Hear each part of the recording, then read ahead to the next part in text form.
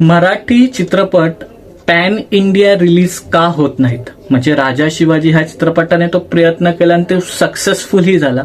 मग असे सगळे डायरेक्टर्स का विचार करत नाहीत? आपल्याकडे तो बाहुबली मुवमेंट आपल्या मराठी चित्रपटांना कधी मिळणार? म्हणजे KGF असेल, पुष्पा असेल किंवा बाहुबली असेल, जे ग्रँजर लेवलला चित्रपट झाले आणि ते रिलीज सुद्धा झाले आणि ते सक्सेसफुल झाले. तर हे मराठी चित्रपट सृष्टीला कधी मिळणार ते यश? असं त्यासाठी हा व्हिडिओ बनवतोय आणि ह्यासाठी माझ्याकडे कोणतीही स्क्रिप्ट नाहीये. विदाऊट स्क्रिप्टेड हा व्हिडिओ बनवतोय, सो सांभाळून घ्या. आणि पुन्हा एकदा सांगेन की बॅकग्राऊंड हा ओरिजिनलच ठेवलेला आहे. तुमच्या कमेंट्स माझ्याकडे येतात की एडिटिंग छान नाही होतं त्यामुळे, सो सांभाळून घ्या. तर नमस्कार, मी साहिल निकम तुम्हा सर्वांचं मनापासून स्वागत करतो माझ्या युट्यूब चॅनल पिक्चर प्लॅटफॉर्ममध्ये. तर जसं मी म्हटलं की मराठी चित्रपटांचा 2026 हा सुवर्ण काळ आहे आणि आता ती वेळ आली आहे की मराठी चित्रपटसृष्टी बदलतीये, छान छान कंटेंट्स येत आहेत आणि जो लँग्वेज म्हणजे सो कॉल्ड जो लँग्वेज बॅरियर असतो तो तुटला जातोय आणि लोक म्हणजे गुजरातमध्येही आपले मराठी चित्रपट देऊळ बंद 2 चालतोय, गोव्यामध्येही चालतोय, कर्नाटकमध्येही चालतोय. सो ती आता वेळ आली की पॅन इंडिया रिलीज व्हावा चित्रपट. म्हणजे राजा शिवाजी हा चित्रपटाने प्रयत्न केला, तो सक्सेसफुलही झाला. तर प्रत्येक डायरेक्टरनी का नाही करत आहे? काही रिझन मला असं वाटतात, सो ते सांगतो तुम्हाला. आणि पुन्हा एकदा सांगेन विदाऊट स्क्रिप्टेड व्हिडिओ आहे. सो मला पहिली गोष्ट म्हणजे वाटते की आपल्याकडे कंटेंट आहे पण बजेट नाही. म्हणजे आता तुम्हाला काय सांगू यार की आपल्याकडे काकस स्पर्श सारखी अशी कहाणी होती जी जर का पॅन इंडिया लेवलला रिलीज झाली असती नाही त्यांनी धुमाकूळ घालून सोडला असता. नटसम्राट किती पॉवरफुल स्टोरी होती. नटरंग हा किती पॉवरफुल स्टोरी होती. किंवा आत्ता अलीकडे आलेले एप्रिल मे 99 असेल किंवा अशा एकदम बोलतात ना कल्ट सिनेमा असतात ते. त्या चित्रपटांना का त्या डिरेक्टरने का फक्त महाराष्ट्रापुरतीच तो विचार केला की माझ्या महाराष्ट्रामध्ये माझं कलेक्शन झालं? तर ते हा एक रिझन आहे की आपण आपल्या फक्त महाराष्ट्राच्या कलेक्शन पुरतीच विचार करतोय. पुढे जाऊन तो चित्रपट कसा वेगळ्या भाषेत पण चालेल हे विचार करत नाहीये. सो मला वाटतं की हे कुठेतरी कमतरता आहे. आणि बजेट बघा, आता ऑफकोर्स मराठीमध्ये त्यांचं म्हणणं असं असतं की तेवढा प्रोड्युसर तयार नसतो त्या बजेटसाठी.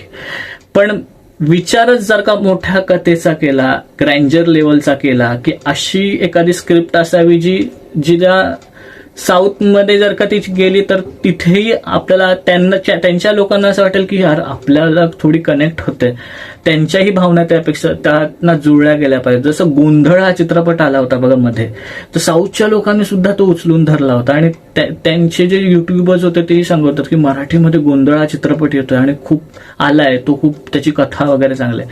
सो हे जे आहे ना की आता आपण ना विचारच असा केला पाहिजे की किंवा स्क्रिप्टच अशी बनवली पाहिजे की ती साऊथमध्ये पण चालेल, नॉर्थ इंडियामध्ये पण चालेल, मराठीमध्येही चालेल आणि म्हणजे सगळीकडे ती चालेल. आणि त्या एकच अशी भावना असायला, म्हणजे जसं कांतारा बनला फॉर एक्झाम्पल, तसं काहीतरी मला वाटतं की बजेट पण मोठा असला पाहिजे त्या चित्रपटाच्या. म्हणजे आता जसं बाहुबली होता की तसं बजेट पण मोठा होता. त्या डिरेक्टरला माहिती होतं की यार नाही, माझी कथा अशी आहे तर मला त्याला बजेट दिलाच पाहिजे.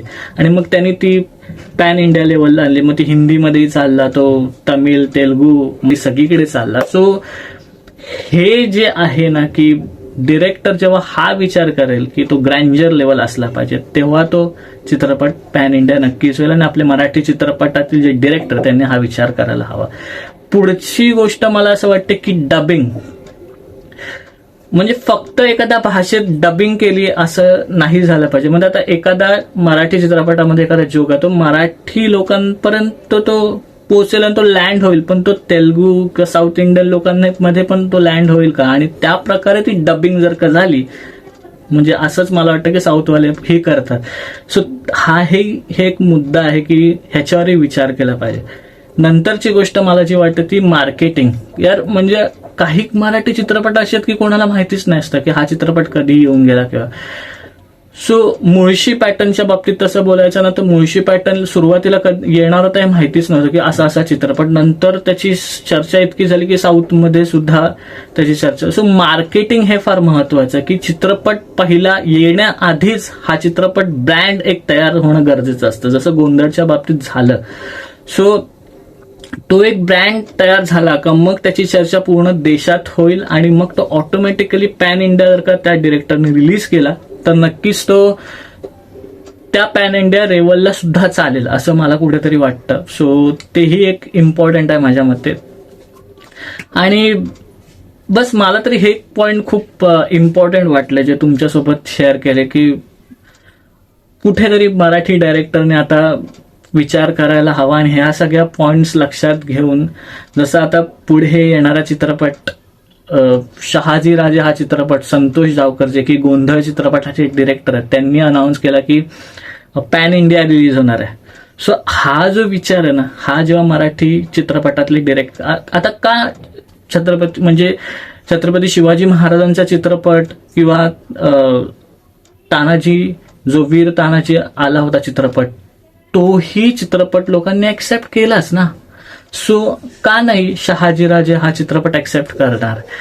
आपला इतिहास खूप मोठा आहे म्हणजे आपण सांगू तेवढं कमीच आहे आणि छत्रपती शिवाजी महाराजांच्या जीवनावर तर प्रत्येक लढाईवर किंवा प्रत्येक त्यांच्या मावळ्यावर चित्रपट होऊ शकतो. सो का नाही. माझ्या मते तरी अजून एक कोणता तरी एक चित्रपट येणार होता तर ते मला नाव नाही आठवत आहे. सो तोही चित्रपट पॅन इंडिया रिलीज होणार आहे. तर हे विचार आता मराठी चित्रपटांनी करायला हवेत. आपल्याकडे तो कंटेंट आहे, तो आपल्याकडे ती स्टोरी आहे, आपल्याकडे तेवढे छान छान कलाकार आहेत. म्हणजे आता तो विषय बदललाय की लँग्वेज बॅरियर वगैरे आहे वगैरे. आपल्या लोक आहेत ना कंटेंटच्या मागे धावतात. म्हणजे आता तुम्ही बघाल ना तर नेटफ्लिक्सवरचा कंटेंट जिथे हिरो सगळं नवीन वगैरे असं वगैरे तोही कंटेंट चालतोयच ना.